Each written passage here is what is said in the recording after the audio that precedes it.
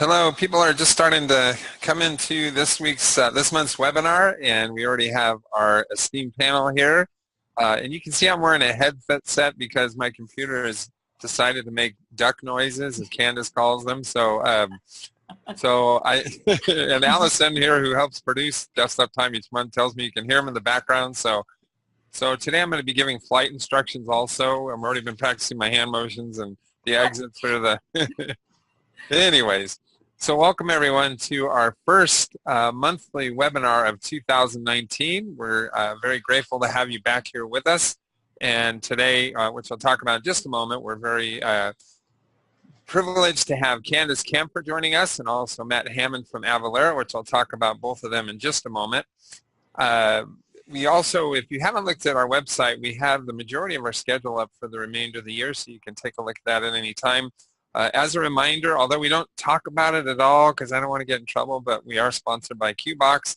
If you haven't heard of it, check it out at qboxplus.com. If you still have some desktop folks that you need to support or work with, or you happen to be a desktop user, which hopefully you are if you're here, we'd love for you to check us out and maybe give it a try. Everybody gets their first 30 days free, and we'd love for you to give it a try and see if it works for you. So as I mentioned, we're very privileged today to have Candace joining us. I'm going to read the bios for Candace and for Matt in just a second here. Actually, I'll go ahead and read them now. Candace is a creator of Confidence with QuickBooks, an online course designed to take you from stressed and overwhelmed to feeling confident in the shortest time. She's taught hundreds of businesses how to keep QuickBooks simple for their unique business. Candace refined her skills while working for a company processing payroll for over 150 employees, preparing financial reports and helping 15 branch managers balance their books each month. After being offered the CFO position, she decided she wanted to create her own future by helping small business owners create a business and life they love. Now with over 3.3 million minutes of training videos watched on her YouTube channel and nearly 1 million views, Candace is literally helping people from all over the world learn to simplify QuickBooks and become confident. And we also are joined today by Matt from Avalara, and Matt has been working with Avalara for 4 years as a sales tax expert. Currently has been involved in the QuickBooks market for 3 years, exposing him to the needs of small businesses. Matt lives in Holly Springs, North Carolina with his 3 coonhounds, a 20-pound black cat, that is a big cat, and his wife Ashley. Matt's an avid golfer and fisherman and also spends lots of time on the weekends taking his dogs on long walks or doing yard work around the house. Okay, so he already does like a few things I'm jealous about. He gets to golf, he gets to fish.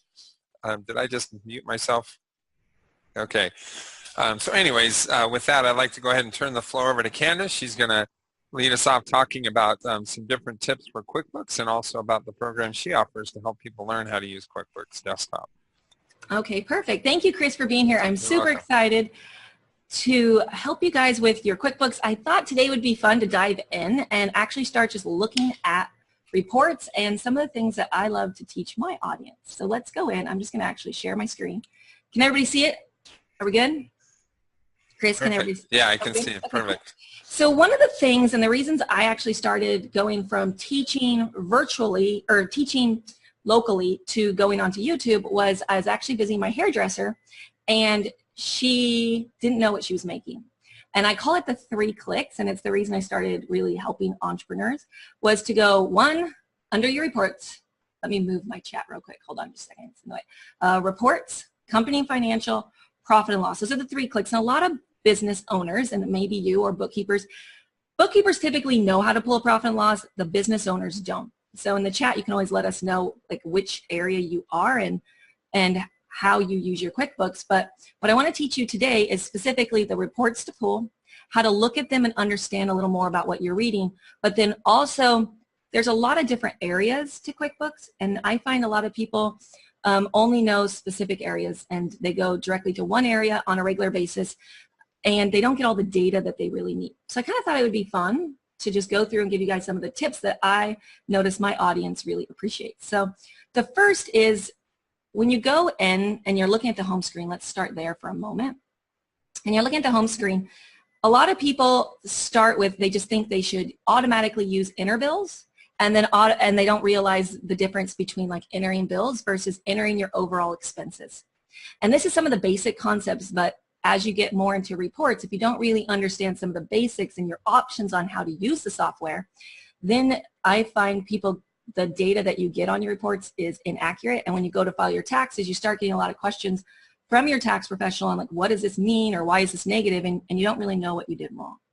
So for example, a lot of people, they think they just need to use inner bills, because I had someone I was working with the other day, and her husband, whether he goes to Home Depot and buys supplies or has a bill that he receives that he pays later, she did everything under inner bills, and she would enter the bill and then pay it, which is 2 steps. We see that here. And I told her, I said, no, you can go right down to paying your bills directly with write checks or check register, which you guys may be doing. But some people don't know how simple and easy that can be. Well, the next step would be the same with entering your income. You can actually create an invoice or do a sales receipt. You can learn about what the different features are. But the benefits of those is that it gives you the right reporting. So that's actually the part I want to show you guys. So when you go in and you start looking at your profit and loss, if you've ever been to one of my workshops, you hear me speak about this. This is a sample file that I have that I like to share. A lot of times what people, let me go to last year, since we're at the beginning of the year, there's no data in there. A lot of times when people start looking at their profit and loss, in my experience, it's so complicated a lot of times that they don't actually know what they're looking at. So if that's you in the chat box, you can say that's me. I'm not going to go into a huge like in-depth on how to read per se your profit and loss. I'll give you a quick synopsis at like a 50-foot view, which is your income is, you want to keep it simple. What I want to give you guys today is knowing that if you're at a place where your QuickBooks is so complicated that you don't really know, when you look at your report, you have so many income categories and you have so many expense categories that you no longer can really make business decisions. In my perspective, because I come from an entrepreneurial mindset and helping people customize QuickBooks as an expert versus like the tax side of it. So I come in as like, you're the owner, you're the manager, and you want to understand your reports. If you make it so complicated, you will be confused. Does that make sense? So my perspective is simplify your income categories, simplify your expense categories. We'll talk about that a little bit in a minute, so that when you are pulling these reports, you can read them. Because if you do all the data entry, but you make it so complicated you can't get anything out of it, it doesn't benefit you, okay? So one of the keys I tell people is there's this little collapse button over here on the right. You see that? See the difference in how the profit and loss looks? What it does is it takes, if you've been creating a lot of subcategories, what it does is it collapses them. And by collapsing them, it can make your profit and loss easier to read. If you find that when you do this, that you're like, oh my gosh, I can actually understand what's happening now, then what that tells me and tells you is that you've overcomplicated it. And so some of the steps to start simplifying it so that you can actually make decisions is to go to list, chart of accounts. You may or may not know this. That's where all of your income and expense categories come from when we're actually setting QuickBooks up. What I find is a lot of people use QuickBooks, but they don't really even know quite how they got to where they're at and where the data comes from, okay? That may or may not be you. So if you don't like what the reports are saying, you can go in here, right-click, and edit them and change them at any time. So one of the things I tell people is just because your QuickBooks is set up a certain way doesn't mean you can't go in and start customizing it and changing it to more of the look and feel that you want, all right? So what I noticed, like when I was working with a private client recently, do any of you guys have, when you're looking at your profit and loss, this dash other on your desktop, especially desktop users? Online users don't typically get that, but let me know in the chat, do you have a dash other in your reports? The reason that's happening, I'll look at the chat here in a second. The reason that's happening is because, let's see what they're saying. I want to see what you guys are saying. Yes, yes, okay. So Elizabeth, Sharon, okay, so that's happening because you are going back up to the main category. So in this example, payroll is the main category. Taxes, hourly, and salary are sub-accounts. So if you are, when you're entering in your income or expense, when you're choosing your category, if you're coding it to the main category, you're going to get a dash other. A lot of times people are like, I don't understand where this dash other is coming from. I want to get rid of it. Well, what you do is you can double click on the dollar amount, and what that will give you is any transactions that are in there, you can open them up and assign them to somewhere else. If your sub-account doesn't have the category you need, you can always add one. Or if you have a bunch of subcategories that you never use, which is causing you problems, maybe it's time to make them inactive. And to do that, you're going to go under your list in your chart of accounts, because that's where everything comes from. And you can right-click and make them inactive, or you can edit them and you can move them around and simplify them. Okay, is that helping you guys out? So the other thing I typically tell people, sometimes if you go to look at what's in the detail that's creating the dash other, which is something I had a client that had a problem with recently, it had to go back to the items, right? So that's what I'm going to get into next, which is how you set up and customize your items. When you're creating invoices or sales receipts, the way the software works is you choose an item, and when you create that item, you're picking over here on the far right where you want it to align to, right? So you're saying, if I say this on an invoice, I want you to put that income into this income account or expense, depending on what type of item it is. All right? So what I see people doing is the other is coming from the way their items were set up. And if you find that when you're looking at your profit and loss and you have an other, to go into your actual items and look and see how you've set them up. Over here on the side, you're going to see your different accounts. And if it's your main category versus your subcategory, you can go in and customize that. Does that make sense? You guys getting what I'm saying on that?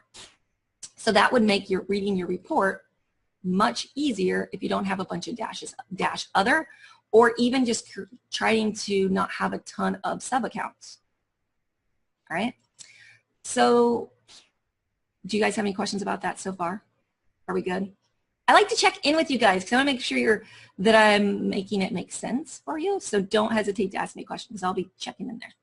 All right. So the first step is making sure that the categories you have when you're reading your reports are something that you understand, that you're not confused because there's so many of them. And then the second is trying to get rid of all of your dash others so that you put it back up into the categories so that it actually gives you the data you need. All right. And if you need to, you can always hit collapse. All right. The second part is a lot of people, they get confused on the difference between cash versus accrual basis with their reporting. I'm not going to tell you which one you need because I'm not a tax professional. Check with your tax professional. But there are benefits of going back and forth and looking at each one, right? So if you don't know, accrual basis has to do with at the moment I invoice my customer, I consider it income, where QuickBooks is going to put it on as income. And at the moment I enter a bill, if you're using the enter bills, it's an expense. If you're on cash basis, it has to do with at the moment you receive the money and the moment you spend it. So if you're in the 2019 and I think 2018, the bases are up here at the top and you can click back and forth. If you have an older version of the desktop, you would click Customize Report and you'll see it here under Report Basis. Now you may say like, okay, well, why is that important? One, it has to do with understanding when you're reviewing your reports, are you looking at who's paid you for the year, or are you looking at the overall big picture? And I like to tell people to go back and forth between accrual, see what's happened in your business overall, and then look at cash of like what you've actually been paid. So you get an idea of like, if you use invoices with accrual basis, you can say, okay, if everybody paid me, what's our business looking like? And then you can say, well, where are we actually at for cash flow? Yes, there's other reports like the accounts receivable report and things that fill in the gap. But if you understand what you're reading when you look at your profit and loss, it will help you understand the difference. Okay, does that make sense? Are we good? Okay, I don't see any chat, so I think we're all right for now. Now, where I love to go from here is, okay, Candace, you talked about the profit and loss and keeping it simple, but I still want detail. I want to know what's happening in my business. That's where I love to add items and start using the item report. So when you create invoices, as I was saying before, and you use the item, it allows you to then pull a report. So if you keep your profit and loss simple to read, you go under reports, sales, sales by item summary, and you pick a time frame. We'll just do last year. this is where you can get a lot more depth. And most people never see this report because they don't even know it exists. At least in my community, I find a lot of people are like, oh my goodness, I love this report. And what this allows you to do is, because it's by item, you do need to either be using invoices or sales receipts to be able to get this report, because that's how it gets the detail, because it's using an item. If you go directly in, and let's go back to the home screen for a second. If you go directly in and record a deposit, or go just directly to the check register to track your income, this report won't happen because you're not using items to create it. So what I love about this report, and a lot of people don't use it, or at least in my community, are you guys using it? Let me know in the chat. Are you using this report? Have you ever pulled your sales by item, and are you using invoices? Because what this allows you to do is you can run it by any time frame. You can compare it to other things, but what you do is you can see like how many, let's see, I see the chat's going. How many of this or that item or product or service am I actually providing? You don't know how to use it. All right, Judy, let's talk about it. So Shannon said, no, yes, you use invoices. So so you have income category, which is in your chart of accounts, the actual income. That's what you see on the profit and loss. This report gives you the items, the things you're choosing on your invoice. So if you've always kept your item on your invoice super simple, this is where we can add some complexity that allows us to get better reporting, more detail to make business decisions. Because I consider QuickBooks is all about business decisions, right?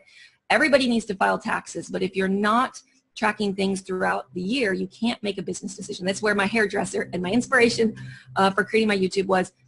She had been running her business and was struggling, truthfully. She didn't make the money she wanted to make.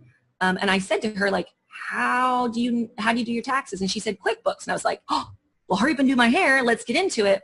Because she had been using the software, but all she had ever used was the banking module in the banking center. And she had put her money directly in there, took her checks out, backed her QuickBooks, and sent it off, but had never pulled any reports. So she wasn't optimizing the data to make decisions. And so that's like my jam. That's like the thing I love the most, because I have businesses as well. My husband has a construction company, and we took it over, and the advice we got was like, just do more work and charge less and everything will get fixed. Like, that doesn't make logical sense. Because I was tracking in QuickBooks, we pulled it by job, and then we were able to like see each profitability, right? So you want to use QuickBooks to really know what your business is doing and use it for a true tool versus feeling like it's just, this thing you got to do, right? Set it up so that you can get in there, you can know what you're doing, and you can be excited to actually get the data, get the results of your business. That's my perspective anyway. Okay, great. Tammy says she's used items. How do I get there again? Great, I'll show you. Super easy, watch. You go down to reports, sales by item summary. Now you can look at detail, and there's other reports, but I like the summary. And then you can pick it by whatever time frame you want. So in a property model, how do I track the expense versus the sales price? Okay, so that's something different. Let's get back to that in a second, Judy. So when you're reading this report, what you're looking for is your different products and services. They say part, service, or other is how you set up your item, right? So under list item, when you're over here and you're creating a new one, you're choosing which type of service it is, and then the report is allocating it accordingly. That makes sense? So that's where that parts versus service versus that. Now, if you're doing inventory, you're going to have a cost of goods. So this report, all it gives you is, not all, but what it's giving you is, in this example, is what is the item you're using, how many of them are you selling, overall total you're selling, like this one, the total, let's go to a different one. So this is an example, but books for sale, we sold twice in that year, that time frame. The overall amount of money was $501.70 with an average price of $250.85. So that's giving you like the average price of what you sell. It does a mathematical equation.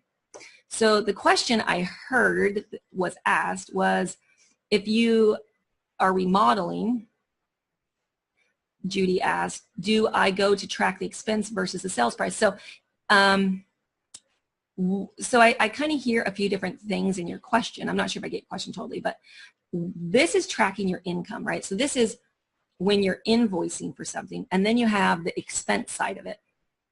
So you have different reports that you can pull up accordingly. Depending on the way you set your QuickBooks up, when you're looking, you can look at your property for how much you're making on something versus selling. If I understand your question properly, I would probably do job costing with that, right? So if you're remodeling homes, you would have your different properties that you're working on and how much income and expense. How you're going to track that is you're going to have it when you create the customer invoice, you're picking the customer. So that's going to help with your income side of your job costing. And then when you're expensing, whether you use Interbills or the check register, you're choosing the job over here. All right, so that's, you can use items, but that's if you're tracking your items on the expense side, which mainly today we're talking about tracking your income for the reports and understanding how to optimize some extra reports to track how much you're truly making. We only have 2 weeks for this year and don't use items last year, but the report is good this year, right? So that, Judy, that will help you in the future. On my invoices, I have one column named bill of lading. Is it possible to do a report according to the bill of lading? So yeah, I mean, you can run a lot of different reports. It depends. So you can run reports. We can customize all kinds of reports, right? So you can have sales by item, and you can go in and you can customize under your filters by name. I mean, we could get really deep into like all the different things that you can pull from reports. You can do it by like the different kinds of items. You can pick whatever you want in there. It's just basically settings that you pick. Judy says, that makes so much sense. Thanks. Yep. Gail, when you create an invoice, do you have to create a bill for that invoice? A bill for that invoice. So invoices and bills are different. I'm not sure if I understand your question, but bills are going to be, so this goes back to a little bit more of the understanding of how the software works. Vendors are the places you spend money, and the people and places you spend money, whatever that is, wherever you're paying money out, and customers are the people who owe you money. So let me make sure I understand your question. So when you're creating an invoice, that is for your customer, they're going to pay you. Typically when you use bills, it's because you want to track accounts payable and you want to be able to pull a report to see where your money's going to be going out. And if you want more detail, then make sure if you're ever using bills that you also pay bills. You always want to follow the line. Because if you enter a bill and then you go down and also enters expense, it will duplicate it. The same is true, and I'll share this with you guys as just insight. A lot of times what I find a lot of people doing is having mistakes with their undeposited funds. So the stream of the way the software works is you create an invoice and then somebody pays you, right? And then it sits in what's called undeposited funds, which is a bank bag, and it goes from that and you actually record the deposit. So what a lot of people do is they forget to click record deposit. They just assume when they receive the payment it's going to show up there. And then when they go to reconcile their bank statements, they go, oh my gosh, it's not in there. They enter it again, and then you start duplicating your income. That's a whole conversation itself. But as far as what I want to share with you guys today is mainly simplify your profit and loss so you can understand it.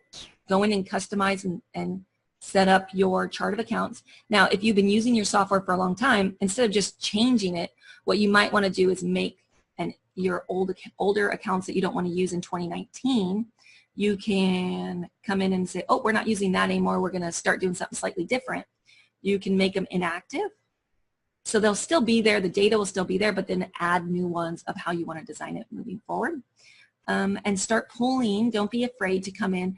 And if you're not real familiar with reports, you're kind of new, instead of trying to go through this to find your reports, you can always go under Reports, Report Center, and start looking at the different reports this way and kind of get an idea. For people who are visual, this helps them a lot to kind of see what they're actually going to get based off what they're clicking on. So I recommend, if you're not real familiar with reports, to go there. Let me make sure if I have any other, I see some Q&As. Okay, just a second. If my boss receives payments on each invoice, why would we have 117 checks in the record deposit. So Sharon, I just shared that. So you probably, I don't know if that question probably came as I was sharing it, but what's happened is nobody ever clicked record deposit and then selected the undeposited funds to make up the deposit. So probably what happened was deposits have been duplicated, and there's a process to clean that up. But I don't want to get into Matt with Avalara, which I'm super excited to hear about time. So we'll have to do some more. I'll look and make sure I don't have anybody else. That makes sense.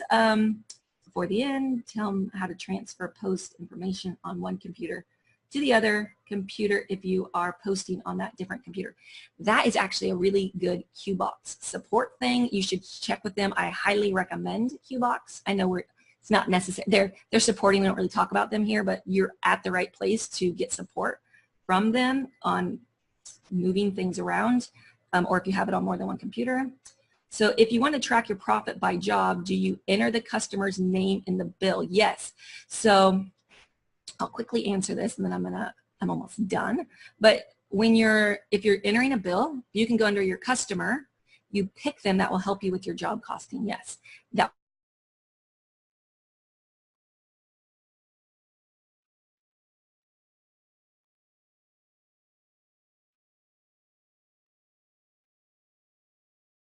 of that, then you would mark them as billable. Right.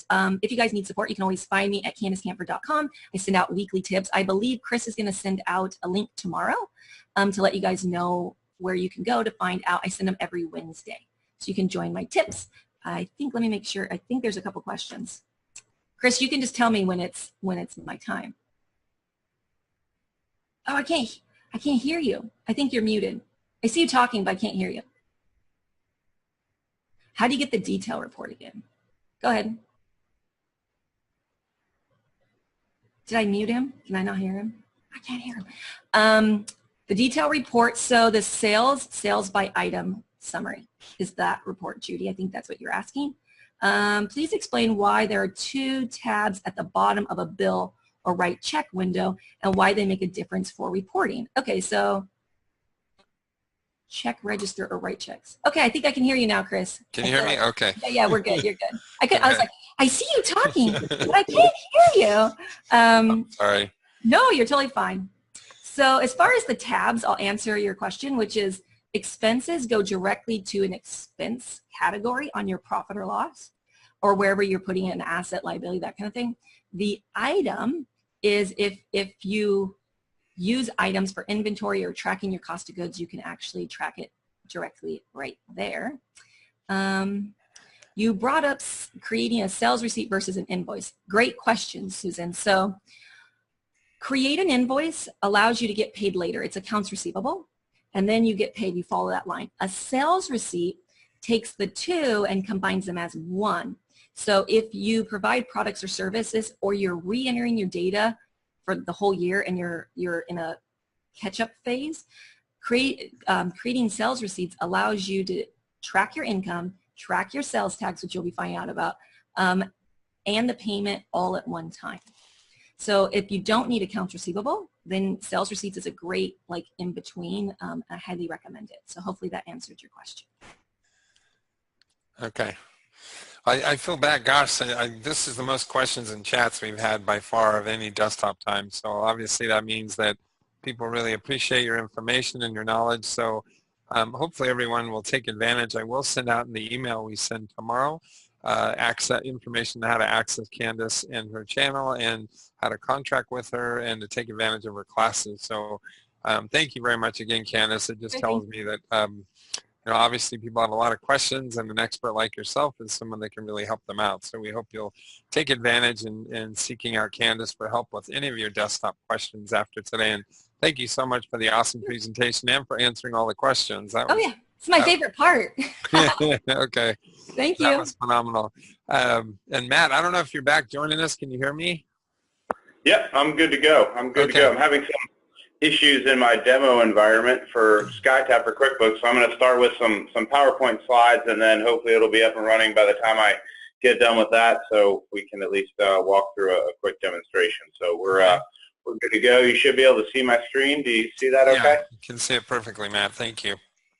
All right, perfect. So I have a demo environment where I walk through and show you what it looks like in QuickBooks, just like we were seeing now. So it's doing a reboot on that. So we'll walk through a couple PowerPoints just to talk the lay in the land as far as the sexiest part of everybody's business, which is sales tax. And there's a lot of things that really go into play with sales tax. You know, why should you really care about them? What technology solutions are out there? If you're a manufacturer, distributor, or a wholesaler, you know, what does that mean? If I talk to companies every day and they're like, well, we don't even deal with sales tax. 90% of our customers are exempt. So it's one of those things where what's right, and then also what's the best way to ensure a project like that is successful. At the end of the day, sales tax is really hard, and there's a lot of things that we'll cover here in a couple of minutes. So I'll talk through kind of what changed recently with all of the legislation, and a lot has changed in the past couple months. So just a high-level overview. Companies are responsible for collecting tax, assuming the customer that you're selling to is taxable, and then assuming the product or service you're selling is even taxable. And there's over 13,000 taxing jurisdictions across the U.S., and every state is different. All products and services are different, where you can have reasons where those aren't taxable, right? The product or service may not be taxable. It could be exempt. Again, the customer could be exempt. For everybody that's on the call today, if you're ever selling to a customer that's not the end user, or they're reselling the product, or there's a reason where you should not charge tax, please make sure you're getting the piece of paper or the PDF or the certificate to prove why you didn't charge that particular customer tax. I talked to a guy the other day who was a California state auditor for about 10 years and said, you know, Matt, one of the things that people don't realize is when you go through a sales tax audit, and again, this is heaven forbid you go through a sales tax audit, one of the first things they're going to look at are the invoices that don't have tax on them. And I sat back and I was like, that makes no sense. And then he goes, well, if you think about it, people are going to be charging tax, right? But the ones that are exempt, or they're $0 for a tax, those are the biggest red flags when people go through a sales tax audit. So if you are selling to companies that are exempt, make sure you're getting a piece of paper to prove why those particular people are not charged sales tax. It's very, very important. So a couple things. What goes into the actual tax determinations, right? Who are you selling to? What is the invoice? The ship to, the ship from. You'll hear me say taxing authority. That's just a fancy word for a state.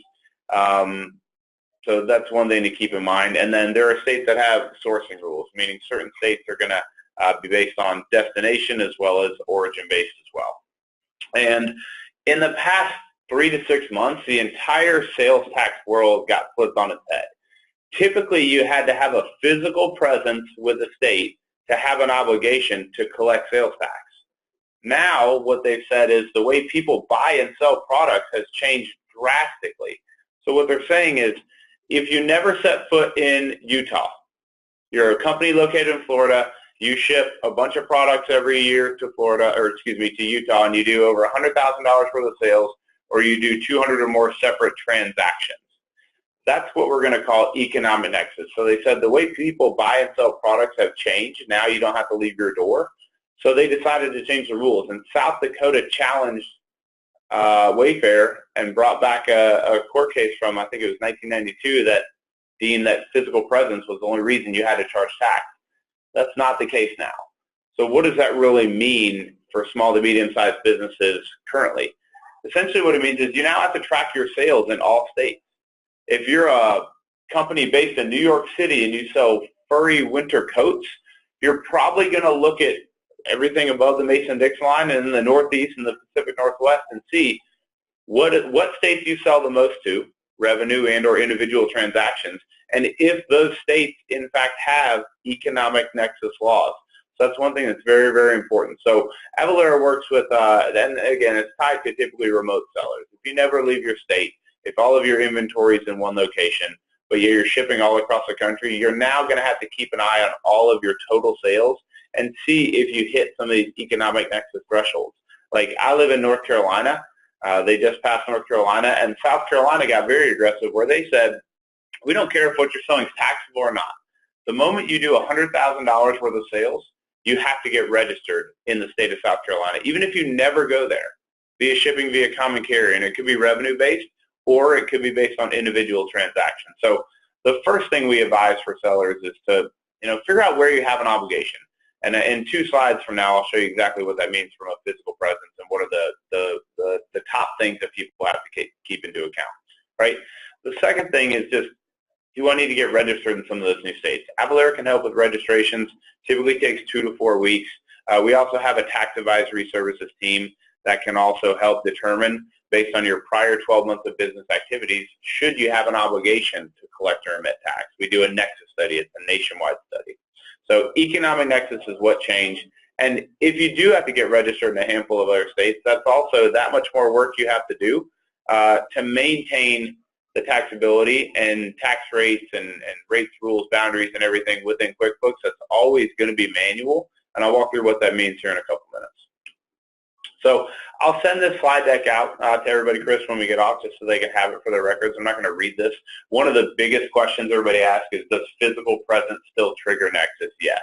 If you have boots on the ground, if you have inventory, and I'll give you a visual for it here in a minute, you're going to have to get registered in those particular states. And your risk profile is going to be based on quite a few things. So if anybody on this call has never heard the word Nexus, I'll walk through it really quickly. So Nexus is an industry term that means you've established some sort of physical presence or a tie to a taxing authority. That's where everything starts. Do you have an obligation to be collecting or remitting sales tax? You want to make sure if you are collecting tax that you are registered, that you have a sales tax ID. You have to make sure the calculations and the reportings are always up to date. Keeping in mind and monitoring on a monthly basis or yearly basis whether or not the product or service you're selling is or is not in fact taxable. Jurisdictional rates, exemption certificates, again, find those pieces of paper, get those PDFs, be able to provide why you didn't charge someone tax. Heaven forbid you go through a sales tax audit. And once you've done all of those things right, then you get the lovely joy of filing sales tax returns. That's one of the #1 reasons why people reach out to Avalara, where they don't want to do sales tax returns. They want to outsource it. Avalara is a cloud-based offering, software as a service. We're not going to come on site. It's all done where you actually have a login and you download a connector. Hopefully, once my computer gets going here in a minute, I'll be able to show you this in QuickBooks. It's still working on its refresh right now. But in essence, think about where you have boots on the ground, inventory. These are the top 10 to 12 reasons why people have to get registered to collect or remit sales tax due to physical presence nexus. Boots on the ground, inventory, location. So if you have an office in Florida, California, New York, you should be collecting tax in those particular states. One of the funky things is drop shipping. So think about your inventory. Even though it's not coming directly from your office, it's coming from a partner or a distributor, but it's your property, that's going to give you an obligation to have to get registered in a different state. Contract employees is another one. If they're tied to your company or your books, or you're paying them some form of a commission, or they're reselling your product, those are also reasons why people have to get registered to collect or remit outside of the current state they're located in. So what I ask of you is look at the state you're located in and see if you have any of these things outside of that state. If you do, there's a very good chance you probably need to get registered to collect or remit sales tax outside of the state you're located in. If you are and you're doing it, great. If you haven't, it's worth another conversation. Now, I'm in no means a CPA or a tax attorney, so I cannot give advice on what to do, but it's worth a conversation as the laws and the government pitfalls and shortfalls in their revenues are getting tighter and tighter. They're trying to find reasons and ways to get more cash to their states as they're running into deficits. And economic nexus is one that is coming full throttle for what it's worth. There's, I think, 29 states currently have adopted economic nexus. So it's worth a conversation, and I'll put the link in the chat box here shortly for our Wayfair page, and this can tell you what the thresholds are in individual states. There are a handful of states that, for the most part, all states are essentially typically going to be destination-based. So you're going to charge sales tax based on where you're shipping the product, right? Where are ownership? Where is it taking place, or where is it changing?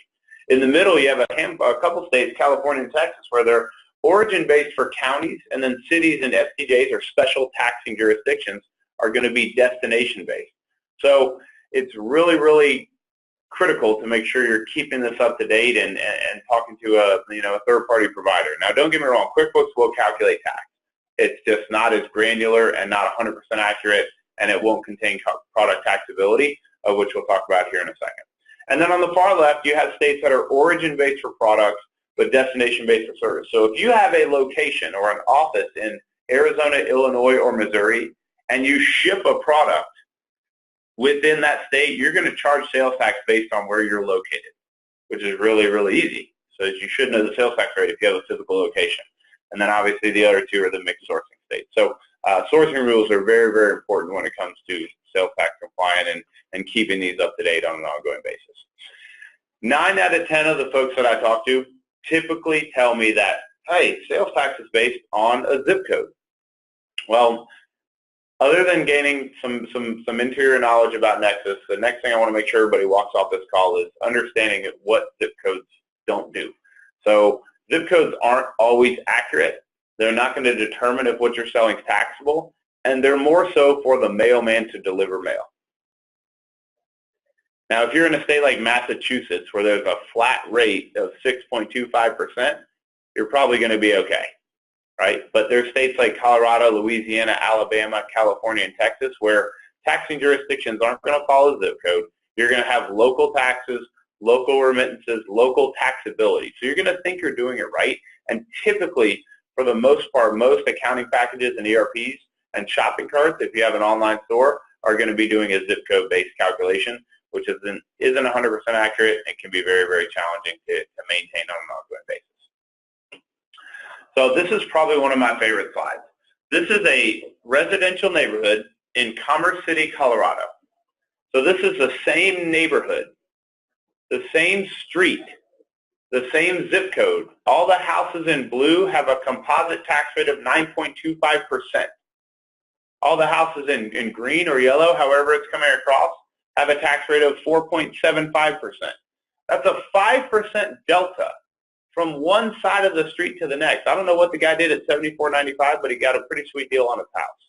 So this is why we say zip codes aren't accurate, they're not the right tool for the job, and why rooftop level accuracy is very important. And before I go to my next slide, I'll lead it with this. There's 3 states that are very, very challenging where they have we call them home rule states. So if you want to jot these down, Colorado, Louisiana, and Alabama. So Colorado, Louisiana, and Alabama have a lot of examples that are just like this, where you have a local tax, a local remittance, and a local tax return that you have to file in addition to the state level. If you have employees all over the state of Colorado, Louisiana, or Alabama, Louisiana has parishes. If you have employees all across those states and they're doing work and providing products, selling products and services, you potentially could have to file 80, 90 returns at the local level and remittance, and then also a state level tax return. So this is why we say sales tax is very hard and very complicated, and with all the new laws, businesses are going to have to get up to date really quickly and start to evaluate where they have an obligation for sales tax. To pivot a little bit of a way, and just for what it's worth, Chris, I'm still having issues with my demo machine. Worst case scenario, I'll send it out to everybody after the call, so I'm going to keep working on my PowerPoint slides as it's still firing up. So what does it mean for an Amazon seller, right? Most QuickBooks users are invoicing out of QuickBooks, and they potentially have a website, or they may be selling or dabbling into a marketplace. So if you enroll in the Amazon FBA program, so Fulfillment by Amazon, that potentially opens the doors where you have to get registered in upwards to 26 to 27 states. Now, if you look at the map here, Amazon has warehouses or fulfillment centers in up to, I believe it's 30 total states currently. Now, 27 of those 30 states deem that third-party inventory, and I mentioned earlier, inventory is a nexus-creating activity. So just by enrolling in the FBA program, you potentially have to get registered in all of these states. Now, if you're on that program and you are selling on a marketplace, as you're getting registered in those states, you're going to have to maintain all of that taxability and all that content in QuickBooks manually, which is a nightmare. It's just not fun. It's not good for anybody. I like to say that sales tax is so brutal because it's a non-revenue generating activity. You don't have time to focus on that, right? one of the mottos we here at Avalara use a lot is, do what you do best and outsource the rest. I know nothing about toilets. I know how to use one. I know nothing about how to fix them, so I'm not going to make an attempt to try and fix it. I'm going to call a plumber because that's what he does best. He fixes toilets. I'm going to call him. Same concept with sales tax, payroll. If anybody on the call outsources their payroll, it's the exact same concept with Avalara. So this is where I usually take a break. I'm going to walk through this really quickly because we only have about 15 minutes left, and my demo environment is trying to fire back up, so hopefully I'll get to show this to you guys. So think about what you did in the last 2 weeks. Did you fill your car up with gas? Did you make cell phone calls on the way into the office? Did you purchase bagels? The reason we have bagel reference, if you're in New York and you get a bagel, if it's sliced, there's a service involved, so it's taxable. If you order it whole, it's non-taxable. The reason is Avalara is going to calculate more than 7 billion transactions this year. So there's a chance you're going on someone's website and buying a product, and Avalara is the one calculating the tax behind it. The reason we mentioned cell phones and gas, we have multiple different types of taxes. So we do telecommunications tax, sales and use tax, lodging taxes for Airbnb and VRBO, as well as excise for the motor and fuel industry. So a lot of different components of Avalara. And it's almost firing up, so I'm hoping this is going to work, Chris. I'm trying not to let everybody down. It's 26% complete, so I'm going to keep going on my slides here while we have everybody on the call. So Avalara, I mentioned, is a cloud-based system. So the first thing you have to do is connect into wherever you're selling, whether you're invoicing or needing tax calculated, whether it's a point of sale, a website shopping cart, e-commerce, or a major ERP. We have integrations into, I think, 700 total platforms currently today. And once you download our plugin, and the QuickBooks Online plugin can be downloaded in a few minutes, the QuickBooks Desktop, pretty similar. I've had folks go live up and running on the solution in 10 to 15 minutes. If you have a lot of tax items in there, it could take anywhere from 30 to 45. But telling us where you want us to plug into, letting us know what states you want us to collect sales tax in and what products and services you're selling, and then Avalara is going to do the rest. So when you go to save an invoice, and I really hope I can show you this in the next couple of minutes. It's not looking promising right now because my demo environment's rebooting, but you're going to take that invoice like you normally do. When we see, and after you've put Avalara in place, as long as the ship to address is in a state that you've told Avalara you want us to calculate tax in, AvaTax is going to be listed down here as a tax item. That's the trigger for your QuickBooks to call Avalara. And in real time, when you go to save that invoice, we're actually going to look at that address in the ship to. We're going to convert it to a latitude, longitude, and then we're going to pinpoint it down on the map to give a rooftop level calculation. From there, when you save that invoice, and it can be done on an estimate, a sales order, there's 5 different ways you can calculate tax, I believe, in QuickBooks. I'm sure you can correct me on that. But it's going to reach out to our tax engine in real time. We're going to properly assign the rates and properly assign the rules, and then put a tax determination in as an additional line item in 0.2 of a second. So we're validating the address. We're figuring out if what you're selling is taxable. We're taking into account the rates, rules, boundaries, and if anything has changed month to month, year to year, we're going to be on the hook for calculating the sales tax and handling the product taxability. So AvaTax is our core product. Within AvaTax, we have 3 main offerings. So the first one I'm describing right now and walking you through visually on the PowerPoint is the tax determination engine. So we can calculate the sales tax for you.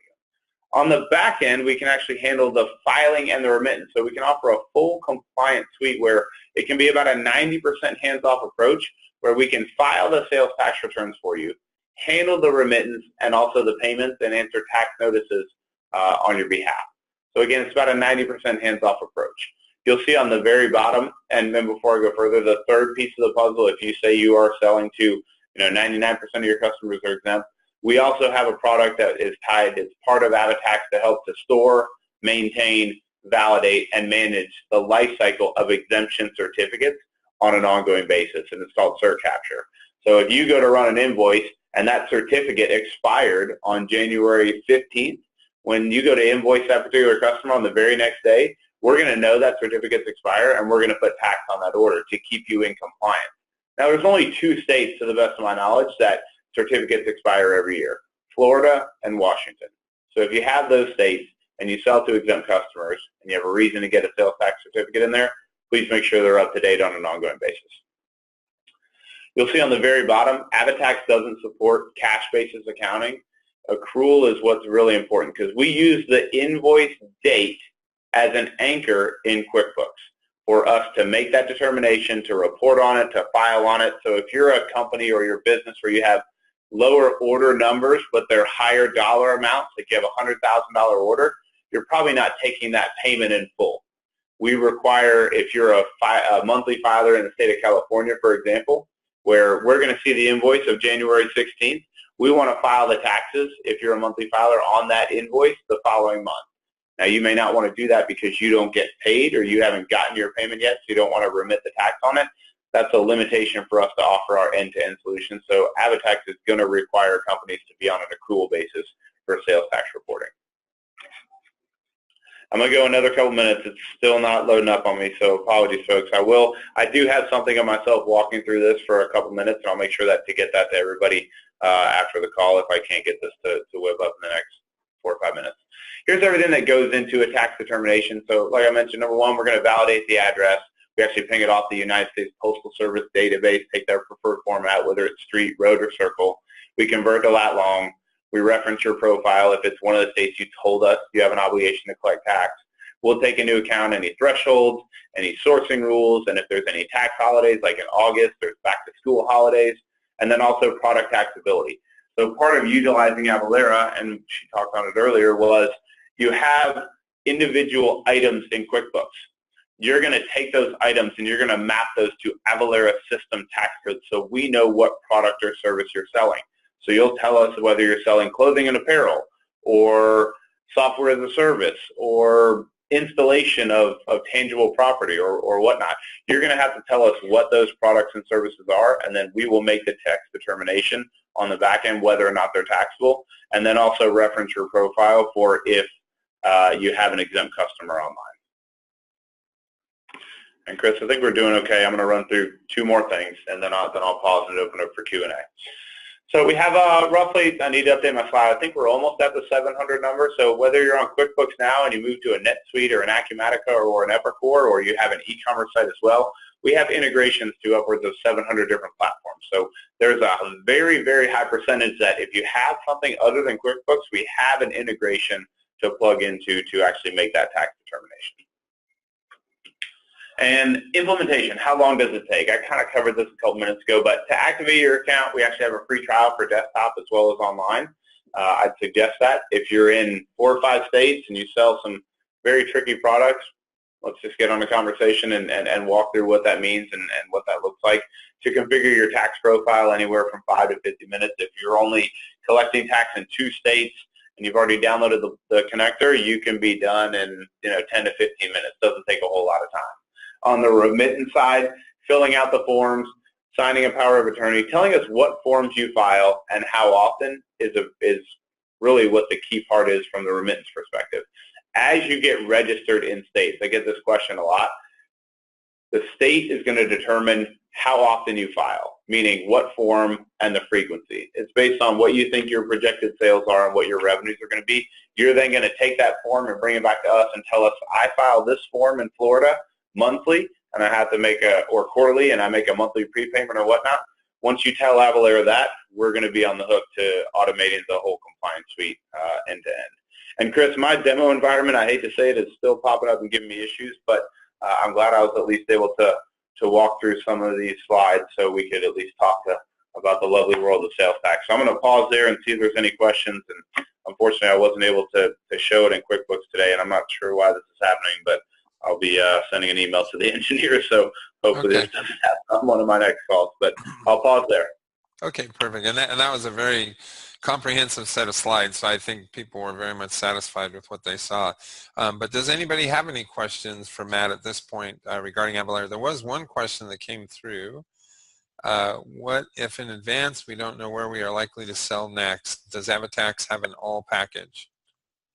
Yeah, so part of it, and great question, is, I mean, you have to tell us what states you want us to charge tax in. However, we do have an offering which is, it comes free of using Avalara services, and I think I'm still sharing my screen, so let me drag it up. We can let you know when you've hit certain economic nexus thresholds, like we have a tracker, and this will tell you after you're using Avalara where hey, I'm trending over this number in South North Dakota, I probably want to get registered. Or down in Alabama where the threshold is 250,000, I'm at 88% of that. The states are going to deem that once you hit the economic nexus threshold, that's when you want to get registered. So I'm not sure if that answers your question, Larry, but we can do a study to determine if you have an obligation to get registered in those particular states. It's called the Nexus Study, and we look at your prior 12 months of business activity. So I'd say the answer is pretty much a yes, but it may be worth a conversation. Okay. All right. Anybody else have any other questions for Matt before we wind up? Oh, another one just popped in. I think you can see them also. Do you have any resource for businesses such as tax checkup for someone who may not choose to sign up for the service? Yep. Yeah. I'll send the link out to our website. If you just go to avalara.com, we have a small business suite, and it's called a Nexus Checker, and you can answer some questions about what states you're selling into, and it will then let you know if you potentially need to get registered in those states. Correct. Okay. But we do offer that, yeah. Okay, perfect. Another question just popped in. Oh, that was just responding to your answer to your question. So I think other than that, we have covered all the questions. Thank you very much. I mean, honestly, Matt, if we didn't know different, that was a very comprehensive presentation. So that was very good. And I think you answered probably a lot of questions for the audience. And of course, we'll send out an email tomorrow where you have some additional information where to get in touch with Avalara and or Matt. So if you are someone that's considering how to grapple with, I mean, I can't even imagine. My eyes just kind of glaze over when I watch all of that with the different states and the nexus amounts. I mean, oh my gosh, that seems like a lot. So to have someone like Avalara to help you with that, that's phenomenal. Even that last email you showed where it gives them a representation of how they're doing in each of the states, that's phenomenal. So yeah, there's a lot going on, and it's ever changing. So if there was ever a time to take the proactive approach in regards to sales tax and compliance, now is definitely it, because everybody's always just kind of reacted to the rules as they've evolved. And Wayfair versus South Dakota has definitely made a lot of people take a proactive approach moving forward. So it's worth the conversation, and we're definitely here to help. Okay, excellent. Thank you so much, Matt. And Candus, I know you left us. You're still there. There you are. Thank you very much again. Thank you to both of you. Just as a reminder, if you come back next month and join us again, we're going to have Jeff Edmonds here from the Woodard Group. And he told me he's going to try to get Joe to appear also. I don't know if that'll happen. And we're going to have, oh gosh, I just blanked on the name of the inventory company, Handy Fox. I think I got it wrong. But if you come back next month, we'll have them here. Thank you very much again to Candus for her excellent demonstration, all of her questions. Again, based on the number of chats and questions, obviously there's a lot of folks that would like to get quality, competent help from someone like Candus. So we'll send out an email tomorrow with some different ways you can reach her and her YouTube channel. And also, I believe you have classes as well, Candus? Yeah, I have a course, yeah, Confidence with QuickBooks. Okay, awesome. So we'll make sure that we get you information on how to get in touch with her. And also, Matt, thank you very much again. And we'll make sure also that we have information about how to reach Avalara if you have any sales tax related questions. But otherwise, thank you very much again for joining us today. We really appreciate your time. Here in California, it's actually pretty gloomy and gray today, but I know across the country they're dealing with some other weather conditions. So we know it takes a lot to join us, and we appreciate it. We do not take it for granted, and we hope to see you back next month. So thank you very much, everyone, again. We hope you have a wonderful rest of your day, and we'll look forward to seeing you back in February. Thank you very much. Have a great day. Okay, thank you, Thanks, Chris. Thanks, Candus. Bye-bye. Bye.